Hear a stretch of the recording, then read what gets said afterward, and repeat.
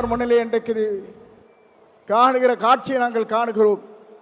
சமுதாயம் என்பது தந்தை பெரியார் அவர்கள் குறிப்பிட்டதை போல ஏழை மக்களுடைய கண்ணீரை தீர்ப்பதற்கு ஒரு நல்ல தலைமை வேண்டும் என்று பல நாட்களாக மக்களுடைய கனவு இன்றைக்கு நிறைவேற்றப்பட்டிருக்கிறது.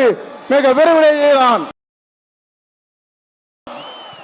கனவு என்பது எல்லோரும் கூடுவார்கள், கூட்டம் கூடும், கலைந்து போகும். ஆனால் நம்முடைய கூட்டத்தை பொறுத்தவரையிலும் எதிர்கால தமிழகத்தை உருவாக்க இருக்கிற வெற்றி கழகத்துறை தலைவர் அவருடைய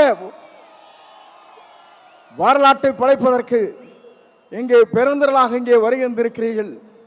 அதோடு மட்டுமல்ல, சிலவே நினைக்கிறார்கள் தலைவரை பொறுத்தவரையிலும் மனிதனை மிக்கவர், நல்லவர், வல்லவர், உங்களுக்காகவே வாழ்ந்து கொண்டிருப்போர் என்பதை மறந்துவிடக் கூடாது.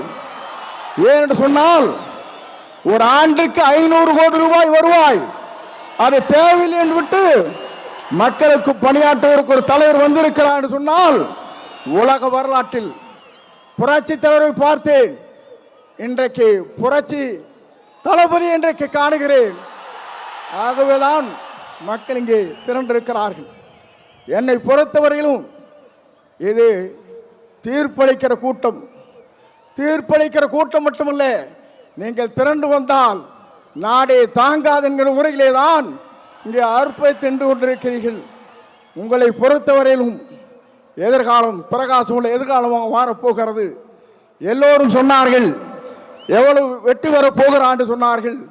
234 அவர் ஆரை விரல் காட்டுகிறாரோ அவர் தான் தமிழ்நாட்டில் சட்டமன்ற உறுப்பினர் என்ற வரலாற்றை படைக்கின்ற அளவிற்கு நீங்கள் வாருங்கள், வெற்றி தேடி தாருங்கள் அழைத்து விரைவுகிறேன். நன்றி, வணக்கம்.